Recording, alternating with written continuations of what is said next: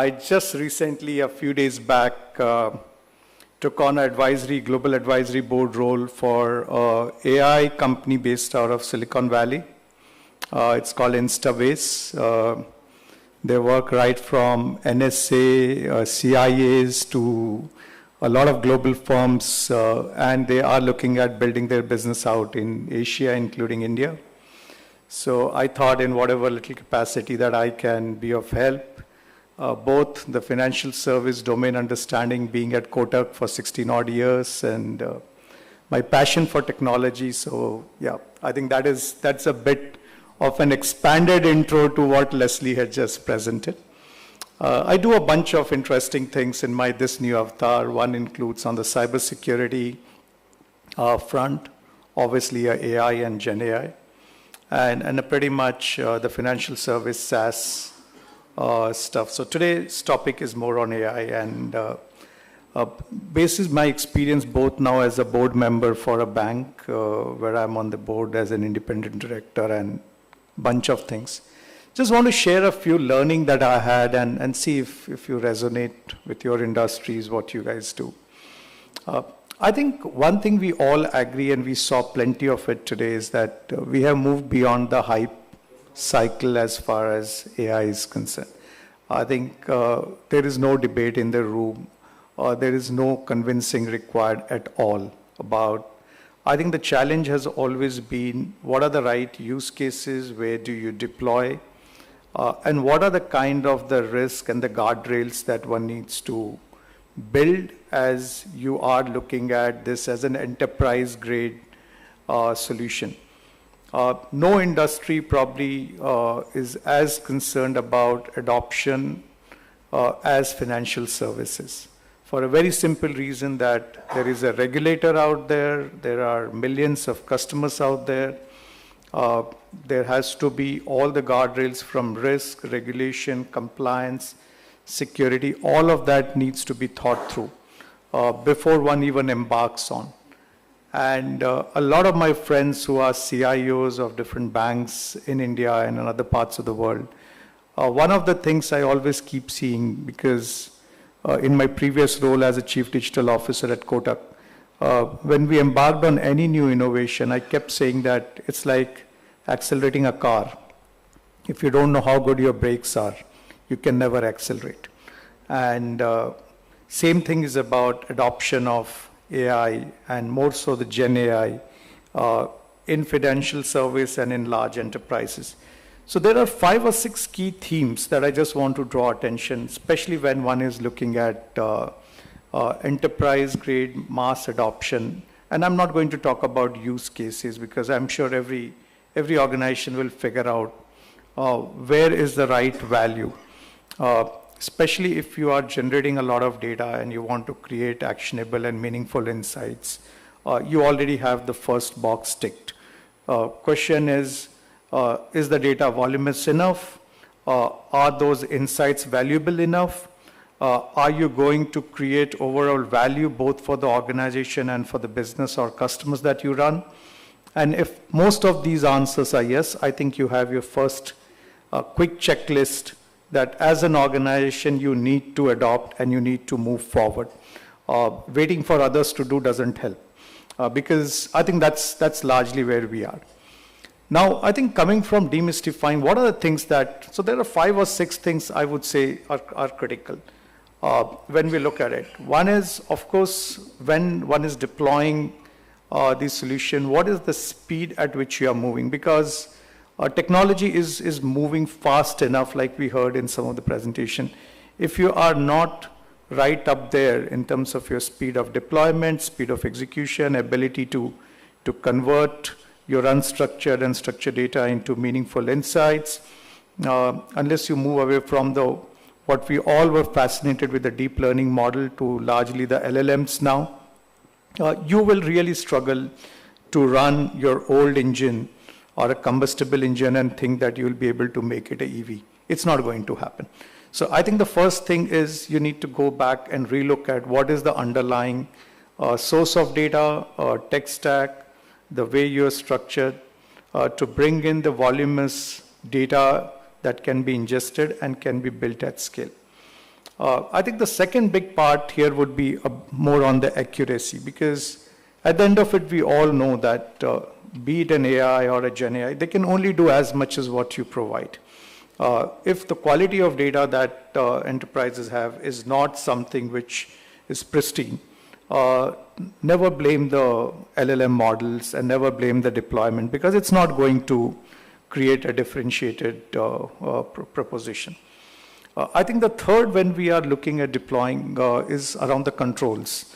What are the kind of controls and guardrails that one looks at? The fourth is around security. I'm going to talk a bit about each of these briefly. And the last two, which are extremely important in this, is the auditability and traceability. Because whatever you are doing, at the end of it, regulators, customers don't care what your models give an output. If you are declining certain customers of a certain profile or a certain data sets, say access to credit, you will be questioned. You can't say that, okay, no, this is something that output got generated through my model. Doesn't matter who runs. Finally, there has to be an auditability and traceability. And when you get audited, you should be able to demonstrate that the whole model, the way it runs, is open to end-to-end auditability. So I think one of the things we've started to see, and that's why I said in my current experience of going deeper into this space, has been that largely 3 or 4 things organizations must look at as we are looking towards accuracy. One is, how are we building things like a visual encoding? Because the whole content that we are today using, the understanding of the content and the context, both are equally important as these models are getting deployed. The second one alongside that comes is, the kind of semantic understanding, and semantic, because I hear a lot of people say, oh, we can use OpenAI, or we can use a Llama, or we can use Mistral. It's not about LLMs alone, okay? I think that's what one needs to be very clear. It's a mix of what is your expert models you are building alongside LLMs to create a semantic understanding in context of where you want to deploy it. So if it's, for example, a lot on the operations or the document understanding or the document questioning and reasoning, then a lot of those semantics have to be pretty much built into the accuracy part of it. Also, when we are, especially a lot of initial use cases and value has started to come on the document side, especially when you have, be it like Uber is looking at onboarding of the drivers, or banks are looking at for their trade and bill discounting, invoice processing, payroll. There are a set of documents, and a lot of these images today get pre-processed. So I think once these images are pre-processed, it gives, again, a much higher accuracy than traditionally what we have seen. And I think the other part on this is there's no more model training solutions are available. So looking at things where you don't need to train a model, and thereby it gives you a far greater accuracy in the output. I think the second pillar, as I was talking about, is largely around the control. And I think one of the things we always speak about is in control is about the whole hallucination protection. Because often we are worried about the hallucination. And there are 3 or 4 things I have picked as to how this can be managed as we are looking at scaling up at an enterprise grade. One of that to protect hallucination is definitely how the model output can be reconned with the raw data.